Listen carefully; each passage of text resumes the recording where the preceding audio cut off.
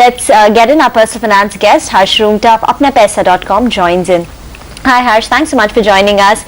Straight away, let's go across to our first caller. Rakesh Singh has called us from Mumbai. Hi Rakesh. Hi. How can we help you? I wanted to ask a question that I'm planning to build wealth for my retirement. Okay. So I'm planning to invest in mutual fund via SIP. Okay. Do you think investing for 15 years is a long time? Okay. Harsh? So I think first of all, congratulations that you are planning for an event that is 20 years away. In fact, when you invest systematically in equity mutual funds, longer the period, better are the chances of predicting of more relatively easier prediction of what the returns will be when you invest systematically.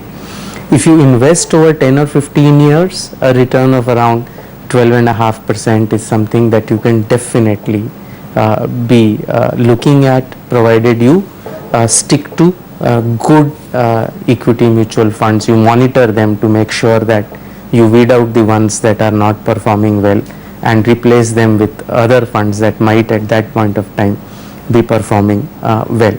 I think the key, you have rightly identified that for a 20-year goal, you will invest for 15 years and then you can slowly start unwinding it for the last 5 years, so that when your retirement comes, you're not stuck with having too much of your funds in equity and you're not exposed to equity risk unduly.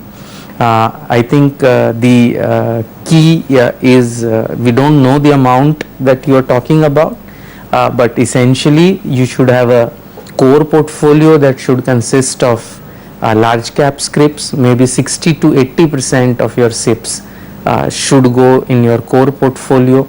Something like ICICI Pru Focus Blue Chip or an UTI Opportunities Fund right now. Another 20% could perhaps go in a multi-cap or a mid-cap fund like Reliance Equity Opportunities, IDFC Premier Equity. Of the overall money, please put at least 10% in a public provident fund. So to sum up, of the 100 rupees, 10 rupees in public provident fund, of the 90 rupees, 60% of that, 60 to 80% of that in large cap funds, and about 20 to 30% of that in multi cap and small cap funds.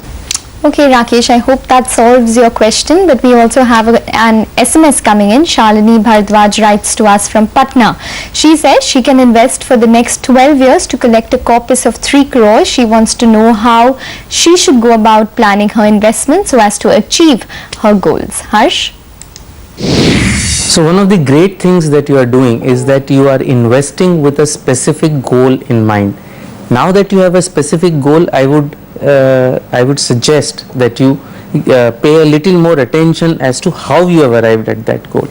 Now 3 crores 12 years from now is equivalent to about 1.2 crores in today's money if you take inflation at 8%.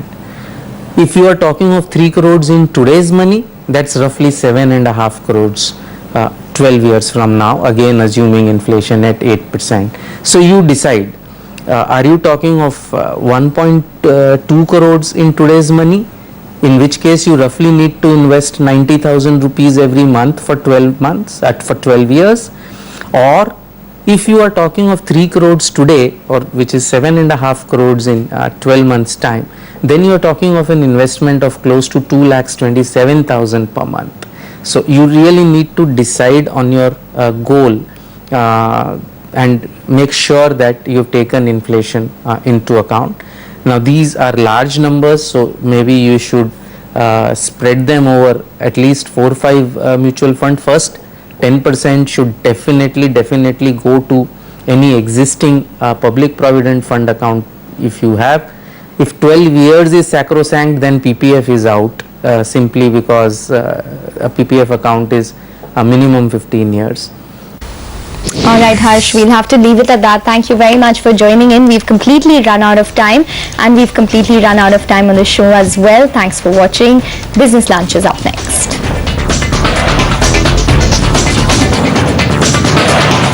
MCX Stock Exchange, India's new stock exchange, presents Markets and Macros.